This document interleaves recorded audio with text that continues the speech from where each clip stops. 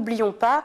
Un des porte-parole du collectif des praticiens de l'hôpital de Cayenne nous a rejoint. Bonsoir Loïc Epelboin. Bonsoir. Merci d'avoir accepté notre invitation. Alors, vous faites partie du collectif donc, des praticiens du centre hospitalier. Et puis donc, ce collectif a rédigé un communiqué pour dire à son positionnement sur la mobilisation actuelle au CHAR, plus globalement sur la situation de l'établissement de l'hôpital de Cayenne. Vous indiquez avoir alerté les pouvoirs publics, notamment dans un courrier en date du 28 mars. Toujours sans réponse aujourd'hui. Qu'est-ce qui vous pousse à sortir du silence désormais? Vous savez, les médecins sont présents depuis le début de la mobilisation. Le 24 mars, les choses ont commencé à se faire entendre plus, même si ça faisait quelques jours que ça avait commencé. Et dès la semaine d'après, les médecins ont été présents, même si on est un groupe professionnel plutôt discret. Mais on était là au moment de la manifestation dans les rues de Cayenne le 28 mars, on était à Kourou. Certains d'entre nous, après avoir monté le collectif des praticiens, ont été présents à la préfecture la nuit du 1er avril aux côtés du pôle santé du collectif La Guyane pour décoller. On a été à différents moments, même la semaine dernière, certains d'entre nous étaient présents le samedi soir devant la manifestation devant le CHAR. Donc on a été là depuis le départ, mais c'est vrai qu'on est une profession relativement discrète, on travaille dans notre coin et puis on a travaillé donc avec les membres du pôle santé du collectif pour essayer de mettre en place des groupes de travail, avancer ensemble avec des gens d'horizons très différents, des syndicats, des gens qui travaillaient à la Sécu, ceux de Kourou, ceux de Saint-Laurent, voilà, travailler ensemble pour proposer un vrai projet parce qu'on y croit tous. Hein. Et on s'aperçoit qu'on ne nous entend pas, des reproches qui fusent, vous les médecins, on ne vous entend pas, etc. Donc on s'est dit, il est temps de faire quelque chose. Le 28 mars, on était vraiment, on était plein d'espoir. On s'est dit, il se passe des choses, il faut vraiment qu'on se fasse entendre. Il faut bien qu'on montre que les différentes strates, que ça soit de la société guyanaise, des gens qui vivent ici, sont concernés, et que les gens ne s'imaginent pas en métropole que c'est des voyous, je sais pas quoi. Les médecins aussi, ils sont là, ils sont présents. Et on a fait un premier courrier le 28 mars, adressé au Premier ministre, à la ministre de la Santé de l'époque, à la ministre de l'Outre-mer de l'époque, et globalement sans réponse aujourd'hui. Sans réponse. Et même au niveau des médias, il y a eu très peu d'écho qui a été donné à ce courrier. Là, les choses évoluent. Des choses ont été décidées, pas forcément tout ce qu'on aurait voulu. Et ce qu'on voit surtout, c'est qu'à l'hôpital de Cayenne, et on n'est pas les seuls à le dire, la situation, c'est même pas qu'elle s'améliore pas, c'est qu'elle se dégrade de jour en jour. Alors on a voulu montrer qu'on était toujours là. Nous, on a un métier, on peut pas se mettre en grève, sinon si on arrête de travailler, les gens, ils ont plus de soins. Donc on a fait ce communiqué pour l'instant. Et on espère avoir un écho. Vous parliez de reproches, de démarches un peu à côté, qui ne se remarquent pas forcément tout le long du mouvement. Ça fait déjà 72 jours de grève pour l'UTG Santé, différents sons de cloche pour une même cause. Les 3 autres syndicats de l'hôpital ne se sont pas clairement positionnés d'ailleurs dans cette démarche. Aujourd'hui, le service de médecine a cessé le travail pour dénoncer les conditions donc, de travail pendant la grève. Et puis donc des collectifs comme le vôtre qui mènent eux aussi le combat pour l'hôpital à leur manière. Comment expliquer ces dissonances dans la démarche par rapport à cette lutte pour l'hôpital de Cayenne? Je crois qu'on veut tous bien faire.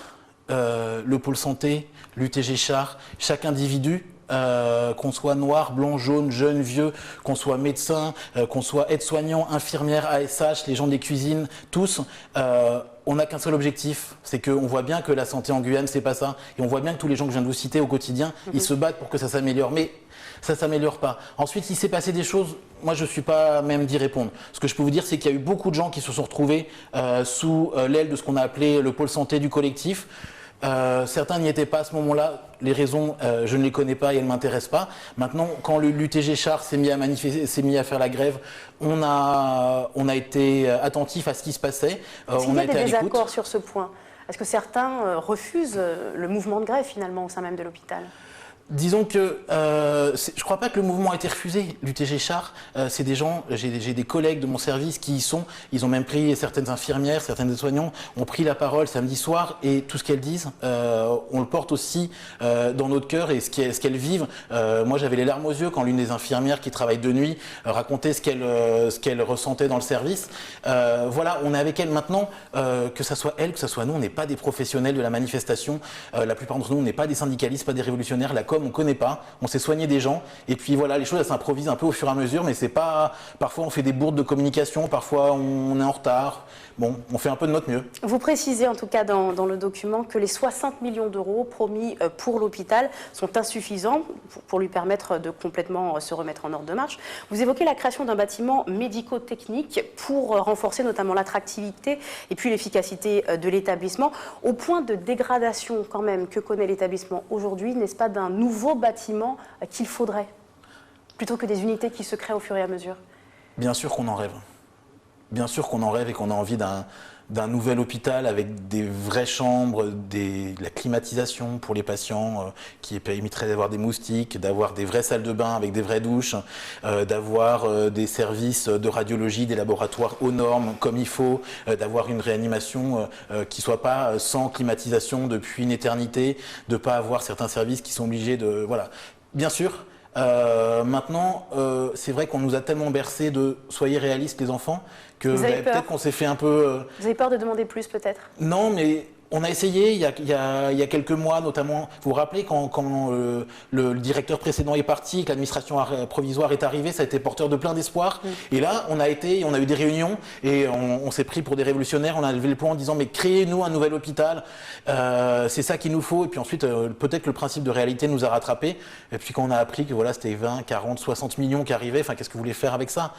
Alors en plus on nous a dit, bon, vous voulez qu'on aille construire un hôpital ailleurs alors qu'on vient de créer le pôle femmes-enfants, le fameux PFE qu'il faut mettre à flot. Voilà, c'est difficile. Bien sûr qu'on rêve d'un nouvel hôpital digne de ce nom, avec un vrai plateau technique. Alors ça fait partie de nos revendications. C'est un vrai bâtiment avec un plateau technique pour la réanimation, les blocs opératoires, la radiologie, les laboratoires. Quelque chose qui puisse vraiment permettre de travailler correctement, d'attirer des collègues, d'attirer des compétences de France ou d'ailleurs, de pouvoir faire du soin, de pouvoir faire de la recherche, parce que pour faire de la recherche correctement, eh ben, il faut avoir des vraies structures en dessous. Et puis, je sais qu'un des rêves des Guyanais, et on est tous là-dessus avec eux, c'est la création du CHU. Mais vous voyez, il ne faut pas que ce CHU, ça soit une coquille vide. Il faut que derrière, il y ait des gens qui viennent, des professeurs, et qui puissent s'appuyer sur des vraies structures. Justement, vous évoquiez l'arrivée de professeurs. Vous soulevez cette question du recrutement dans votre communiqué donc, des médecins du collectif des praticiens. C'est un point assez délicat que vous évoquez, c'est-à-dire les professeurs qui viennent de l'extérieur, même hors zone Europe. Alors apparemment, ça pose problème, en tout cas vous l'évoquiez dans le document. Puis c'est aussi bien sûr cette question du recrutement, le point bloquant depuis le début du conflit entre donc les grévistes et puis l'ARS et la direction de l'établissement sur ce dernier point. Alors quel est votre point de vue à vous? Alors, il y a deux choses. D'une part, il y a le recrutement. Il faut qu'on soit attractif. Moi, j'ai du mal à parler d'attractivité. La Guyane, c'est un endroit que j'adore. Cet hôpital, je trouve qu'il y a tout à y faire. C'est un vrai challenge. Il y a quelque chose de... Enfin voilà, c'est un challenge, mais qui n'est pas évident. Et c'est vrai qu'on veut attirer du monde.